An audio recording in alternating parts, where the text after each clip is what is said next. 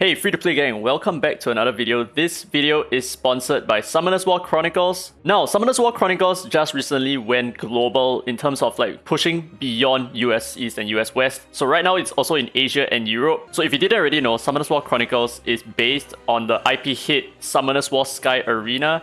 So this is also going to be a monster collecting MMORPG. Yes, you heard it right. It is indeed an MMORPG from head to toe. But there will be certain monster collecting aspects to it, and there are over 350 different kinds of monsters for you to collect from, so you can expect that there would be a lot of different monsters for us to play with. Now this game is entirely cross-platform between iOS, Android, and even on Steam as well, which is what I'm playing right now. And in fact, if you're FG3000, you can also use controllers, like your Xbox controllers, to even play the game for you as well, so that is pretty cool. Anyway, there is something that I need to admit, which is I actually played the game and recorded the whole video prior to the Asia launch because I just couldn't wait to get my hands on this game. So whatever you're about to watch is me playing the game before the actual Asia launch. And if you find that you enjoy the game just like I did, then don't forget to use the link in the descriptions to get a copy of this game for yourself. That also really helps me out a lot. Don't worry, there are some special summoners among the new Royal Guards. The animation is really good. The characters are really comical.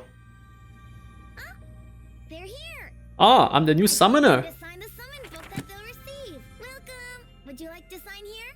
Alright, enter my name. It's just gonna be Daddy free to play. Please do not be taken. Please do not be taken. Alright, nice. Okay, so this is the place where we choose between 3 different summoners, and they are gender locked. They are mostly design locked as well. There's very little things that you can adjust in terms of like their faces and everything, but that's because they each individually carry a different role in the game. So like, for example, Kina, I believe she is a healer. Yeah, she's a summoner of healing as well. It's written over here. So she's like a lolly if that's something that you like. And there's also Obia, who is obviously a mage, just given by her looks, and Cleve, who is going to be the warrior, right? The summoner of God. So I think for me, I personally love to play mages, not because she's a chick. And yeah, character looks great. Quite happy about it. So you can also go ahead and customize the character just a little bit. So for example, you can adjust the eyes, you can adjust the skin color as well, right? Depending on like, I don't know, depending on what you fancy, I guess. You can adjust the eye color.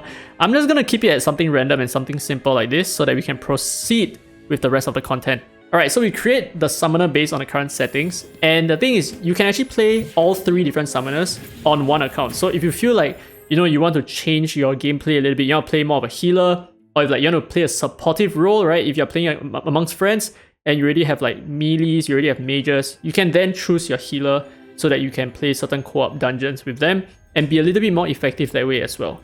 So I'm just going to go ahead and skip the basic tutorial and just the introduction as well. I'll leave this to you to enjoy it for yourself. I can guarantee you that the animation quality is actually really good. So yeah, there you go. There's a big skip button over there and we're just going to go ahead and skip it. So this game is basically WASD, right? As you can see, and you can jump. So it's very MMORPG-like, which is very nice. And as you can see, the environment, I believe it changes according to your current timing. I'm not so sure because I remember this place not being at night, but maybe it's just the story itself. Yeah, I can't actually confirm that just yet, but I do know that the environment itself looks fantastic. So this is how they introduce you to how the game works. So you can tap the attack button to attack, right? So they actually did it in the form of a cutscene, which is pretty cool. So for example, you can use your skill like that, and they're just giving you a showcase of what your skills actually look like. So something like this, very nice. A lot of AoE attacks, I love it. I tend to play mages in like MMORPGs basically. So this is an MMORPG. So this is how you partake in quests, right? They will just guide you along the way and you can just follow suit. Look at me climbing so fast. Oh my god, a mage that has strength. Look at the place. Just look at the place. I'm pretty sure that the scenery actually changes based on your time zone. I mean, your timing. Because I remember this being in the day when I first started playing this game. Okay, so we can finally summon our first monster, which is obviously scripted. So this is going to be the Water Fairy.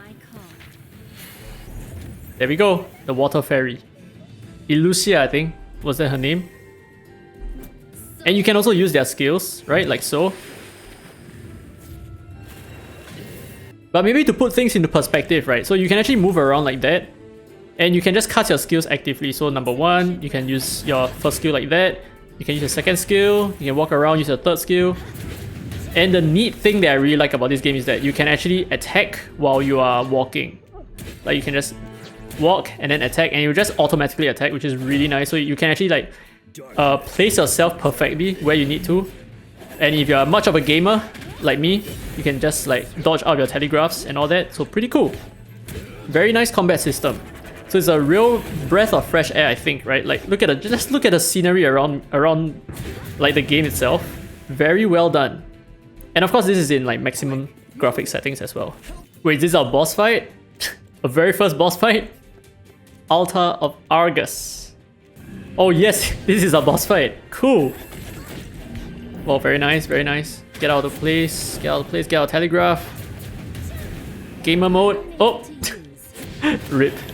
You guys didn't see that. Wait, what? Oh, I can switch to a different character to use. Oh, right, I need to break his shield with this character. And he's in a... he was in the pillar for a sec. Yeah, so you can use your characters to certain advantages. So for example, this character can break shields, break invincibilities, which is why I needed to use him for this particular boss fight. And of course he has like AoE attacks and all that. Very cool. And then we can also switch into our mage just to do a little bit of like healing and all that if it's necessary at all.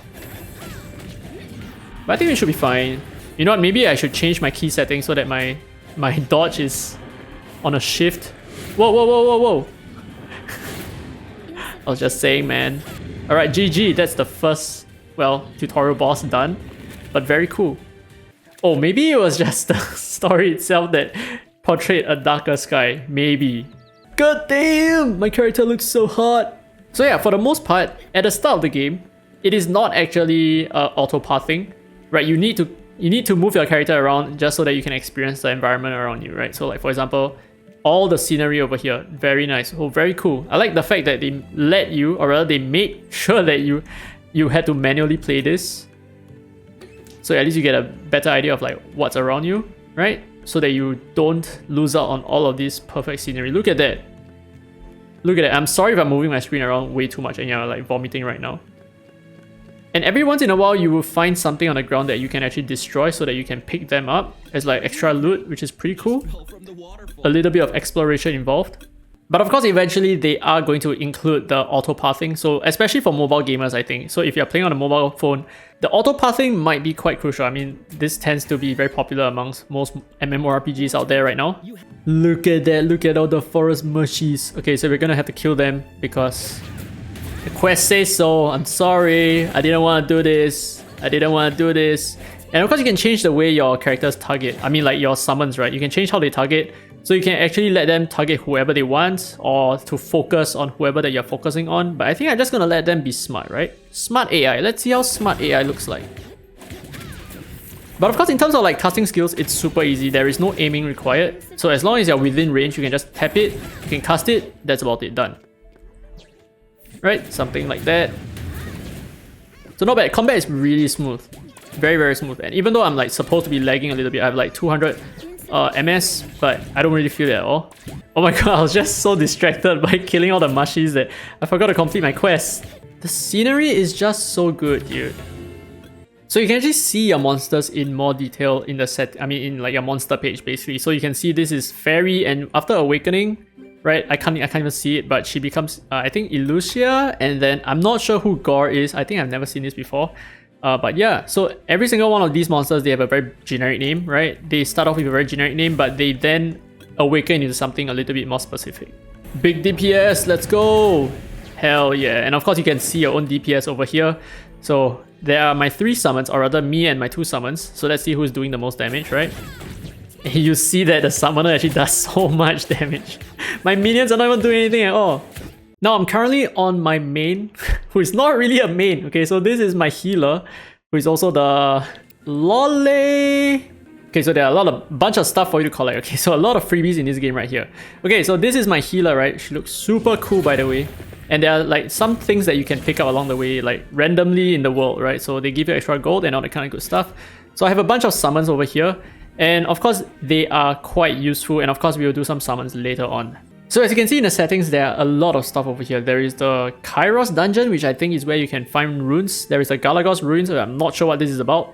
There's a Trial of Ascensions, which is basically like your floor clearing dungeon, right? There's a Spires of Ascension, which I'm not sure. Maybe it's just for ascending your characters, your monsters. And there is also a Party Dungeon, which is, I heard, super cool. So, hands-free, this is auto-pathing and auto-combat as well. So in case you are like I said, playing on mobile phone and you don't have a lot of time, you don't have a lot of time to manage your account, you can always just leave it to automatically clear the quest itself. You can also automatically hunt the monsters around, like whoever that is around you. So over here at the bottom right, you can see that there is an M, there's a glowing M here. So this is because I'm using this auto-hunting function for the quest itself, but of course, when you're not doing any quests, you can also use it to just auto-kill the monsters around. But the thing is, it's not overpowered or anything like that, because as you can see at the bottom, my EXP is actually going up very, very, very slowly. So every single kill is only going to give me about like 1%, and this is at low level as well. Oh, would you look at that? Right, on time as well, we have a dungeon. Okay, so I'm going to bring all of these characters. So basically the Epicum Priest is going to help, like, just provide me with a lot of invincibilities. The Pixie is going to grant me a lot of useful buffs. And of course the Polar Queen, massive queen over there, she's going to do a lot of damage for us. So in dungeons, right, the thing to take note of is the first time you try to attempt some of these dungeons, you need to manual play. So as you can see here, manual play required. So it's generally part of the story, but you can of course redo this, I think, for like just clearance or like just finding different stuff, right? Okay, so there should be a boss at the end of this, but as you can see, we have certain requirements, so we might need to... Oh, what? Oh, we have to break the rocks in order to pass through, I think. Maybe. How do we do that? How do we do that? Oh, we can actually attack it. Okay, I see. Alright, so there you go.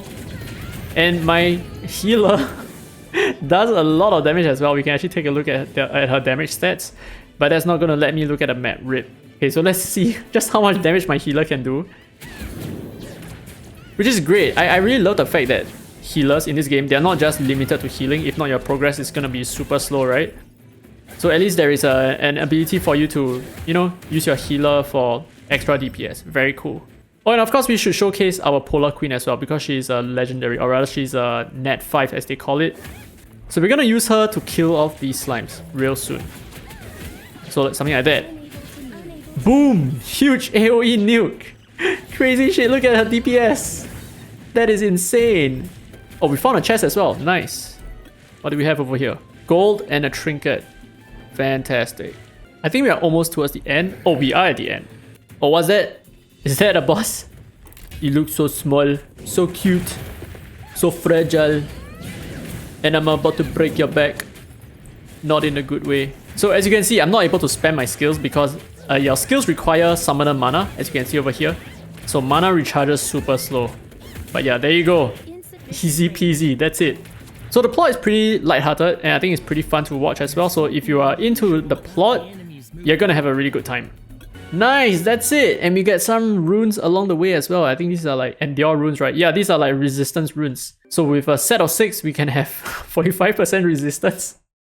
Okay, but anyway, let's finish off with some summons, because I think we just got ourselves a summon scroll as well. And we do get a daily free summon, I think, right? A daily free summon, very nice. So what do we get?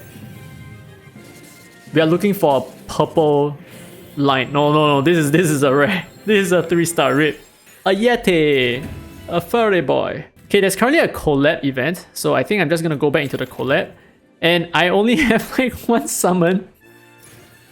What the heck? I've been blowing through them, I must admit. Oh, we got 4 stars. Nice. Can it crit? It doesn't crit. What's AV? Wait, hold on. Is this a collab unit, isn't it? Wait, this is a collab unit. I'm pretty sure this is a collab unit. AV? I have no idea actually. Okay, let's see what she does. She has a basic attack that does nothing. She has a... Oh wait, let's take a look at her transformation. Her awakening. So her basic attack really does nothing at all. And this is her second skill, Fast Link, applies attack down and crit rate down to nearby enemies. Okay, so she's a debuffer. And when she's awakened, right? Okay, wait, let's take a look at third skill first.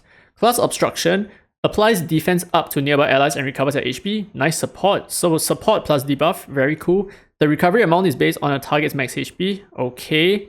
Now, System Room, uses Class Obstruction if nearby team members, excluding herself, get attacked. What?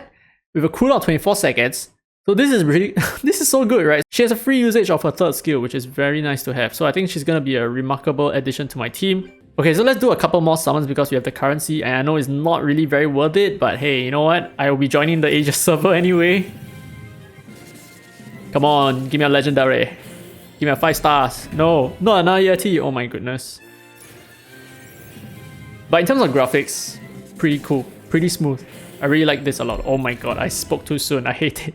Oh, before I forget, I do have one coupon code just for you, and that code is called Watch and Play. And the way for you to input your coupon code is to go into a specific website, key in your CS code, which you can find under your settings. So if you go to settings over here, you can see your CS code up here. So make sure you copy the CS code and input the actual gift code, and you should be able to get all the items that way. So I've also prepared a whole list of different coupon codes that I just scoured through the internet, and those should work for you as well. So to finish off this video, there are a lot of things for you to click that is gonna like make you feel like you're actually getting a lot of rewards along the way. So everything that you do in this game is gonna give you a little bit of like EXP and all that, and that's gonna add on to your premium pass. And of course, there are like other things like you have unlocked new monsters, and then they alert you who they are. You know, there is this book over here where there's a lot of little effects that increase your power as well. So, you know, just by beating certain monsters a number of times, right? So this might be for completionists, right? So you might want to beat certain monsters multiple times so that you can like gain more stats along the way as well. So like you can see here, the book reward, they will give you more rewards along the way. And of course, for like the monster book, this part, this is actually going to give you a little bit more stats, I think, or something like that. This is where you summon stuff, and then you're going to get more power this way. And then also there is the achievements, which is like a lot of things for you to click. So you can just claim more. We got another summon there, which we will use. We got even more. These are like unknown scrolls, which are like the small summons. So more gold and a lot of just really good stuff over here. Wow, more summons as well. Okay, the video doesn't end just yet. Come on, give this to me. Give this to me. Purple, purple. Oh yeah, we forgot to take a look at the rates, right? Come on, give me a crit. RIP. RNG's RNG. Anyway, let's take a look at the rates, right? So in terms of probabilities, what we're looking at is 1% 5-star acquisition rate. Okay, so it's super rare, but you can get all the elements within the 5-star itself. So you can get all your wind type, fire, dark, light, and what am I forgetting? Water type. Yeah, okay, so you can get all 5 types via this summon itself. So it's not separated into light and dark scrolls. This is exactly what you can get. Very cool. And of course, you might find a lot of these faces very familiar as well.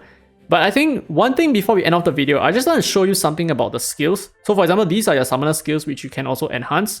So you can actually just see what they do, right? You can test it out as well. You can see the effects and all that. And you can eventually change the active skills that you have as well, which is really nice. So we can also enhance whatever existing passives that we have, the utilities, the attribute research, and of course your actives. And of course, before you hit level 60, you can actually reset all of your skill points. So if there are things that you do not want to upgrade, like for example, oh, I didn't want to upgrade this, right?